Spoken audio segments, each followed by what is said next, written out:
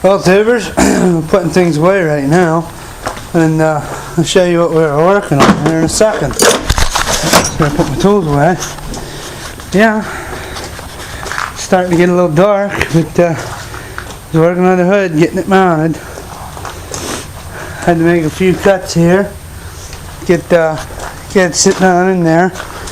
I used the big hammer there, can't really tell, but gave it some persuasion. This is all wobbly anyhow, like, and I gotta, I'm gonna weld some bracing in the back. And I got a freaking son of a gun hinge at the Tractor Supply today. Let's see, I welded it right there.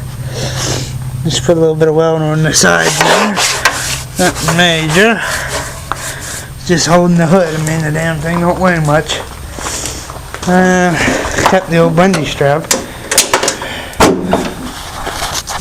But, oh, look at that. Found a shoestring laying in the yard. And it worked perfect. Well, now on this side I just drilled and put 2 bolts. So let's hope our trusty shoestring don't give out. It will. But maybe I can get like one of those screen door springs or something and put on there in the meantime before it totally goes out. You know, yeah. But oh, one tire still holds there. One tire. The other tires all went flat. Circles are down on 3 of the 4 steels, and but they're fired up tomorrow, and friggin' we're gonna go drag some wood from up yonder. And another update on the 4-wheeler. Got a new spring for it, for the throttle.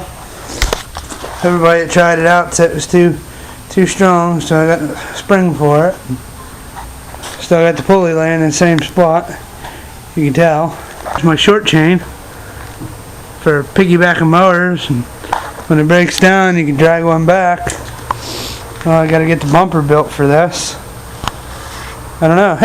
Hey tubers, well, some of yous that watch yous got the off-road mowers and watch your videos. I know I'm putting the front bumper on it. That's inevitable. I mean, if you've seen the romp video before where I smashed the other hood.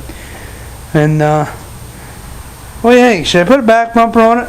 Not really useful. I'm just kind of getting in the way of the pin there. Maybe I'll just build like a brush guard kind of front end thing, and you know, go from there. Thought about making it sit higher, but I don't know if I want to make it sit any higher. It's kind of alright where it is, I guess. The way I don't flip it over. Thought about making it real high and putting the 32s on the back and something a little smaller in the front, but we'll see. Well, leave me some comments. What should I do to this thing to make it more versatile? Well, I said I was going to go cut wood, but it's been piss pouring rain all day. Everything's muddy as frig. And check the drain fluid in the friend's car. So, did some more work on this last night. Told everybody the last clip there that we modified the hood, or the dash, get the hood to sit down a little lower. I was going to get it to sit flat, and then I was reminded that, like if I put a gap here, I get some car vents and put there, and run ductwork and get some heat off the motor for the wintertime romps and whatnots and things and stuff. And so then I wandered over and I tore the old son of a bitch thing apart, and holy crap, I made a big ass friggin' son of a bitch thing for the front. Really, I just took what of it was there, and I cut this one bar off here that would have ran it and put it on there and welded her solid. Oh, how about it? Thinking right. Had the old chain wrapped around there in case we had to drag logs. I have it ready to go, and but I throw the little Freaking grimy paint on there. You can see some of the welds wasn't too bad. That one looks like crap. That one's not bad over there. But I think I need a new liner in my welder. Because, you know, I'm squeezing the friggin' shit out of it. It's like I'm letting off the trigger, you know, jerking and not feeding right. So, maybe if I get that fixed, it'll weld a little better again. But for right now, that's where we're at. It's got a plastic liner, I'm pretty sure. Just a little cheap thing, cheap welder. Overpaid on it, of course. So, looking, and had this bright idea, tubers. I don't know if you can see up under there. It's got like all this room, and I was thinking if I could get like a cylindrical tank to put up underneath it there, and mount it up in there, and then drill, and have fittings run in the tank, and have it as an air tank, an auxiliary tank, and then have a female thing here.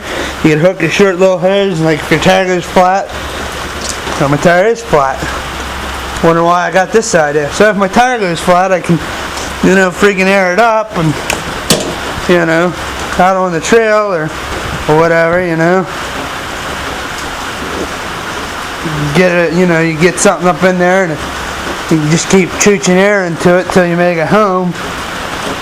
And you're not driving on a flat, but I guess then again I could always just mount a spare tire, or, well, hell, I got the same kind of tires front and back, so I'd only need one. Whereas if you had the little tires up front, you'd need two. But maybe I'll just get a spare tire, you know, like get one of those narrow jobs there, you know, friggin' dummy tire. Oh wait, that won't work. Unless it was on a keyed rim. That way I could make it work back here. Have to be keyed. But so yeah, I mean, not a whole hell of a lot going on here today. Just scrap metals.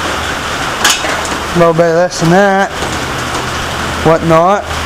But kind of just poking around on the YouTube, and getting ideas, looking at other people's off-road mowers, and thinking of what I could do. You know, how can I make it cooler or more versatile? I love that hood. I don't know, it just looks cool. I'm thinking to maybe taking and bending these inward a little bit, but I don't know. I don't want them to hit my wheels, so I guess I kind of stuck with that maybe. I'm sure I'll hit something sooner or later and they'll bend inward. But that also helps me with my other problem. You know, my hood will come out and rest against it. Gives me a little slack in my shoestring there. I don't have to worry about my shoestring just all of a sudden letting go. It's only hooked up to that thing there, which I think held the wires for the light. But you know, keep my hood from flipping and breaking off right there. I don't want it broke. I know I have enough trouble getting hoods. So, and then no spotlight here, and I think what I'm gonna do with that is just kind of son of a bitch it right there like that. It's got its own switch right here. I can just run the power off the engine on it, and that'll be my freaking headlight. Just mount it right on there like that. Or maybe mount it back like this somehow, and then put a piece that 1/4-inch hardware cloth I got, put that over top it, because, you know, it's like off-roading the vehicle. We throw little rocks once in a while, get a little rowdy, so bear with me here. Then I got some of this little hardware cloth here. For sakes. Stuff in the way. Always stuff in the way when you're trying to do something in the pinch. Put that over it. That over the headlight. Keep it. Well, that really much won't help, huh? Well, rocks could get right through that. But I got an old screen here. Alright. do something like that. But first we got to get it mounted and wired up, and that's not going to be today in this video. Here's a look at my crap sitting around, and things and stuff and things and whatnot. Parts laying on the shelves. Oh, check this out. Friggin' brother-in-law, he broke the axe handle off, and the other night I needed to chop some wood real bad, so I took what was left of that Cub Cadet drive shaft and just hammered it up in there and welded it. Just give it a little glob of weld on each side there. Of course the welder wouldn't work right. I was trying to get it to burn in. I didn't want the fucking thing to fly off and impale my friggin' 4-nugget, but yeah. So, there it is. I can just chop a little bit of wood with it. Can't split no big logs, but then again, why would I bother doing that? I just needed to get some kindling to get a fire going. So, nothing's changed on the Cub Cadet.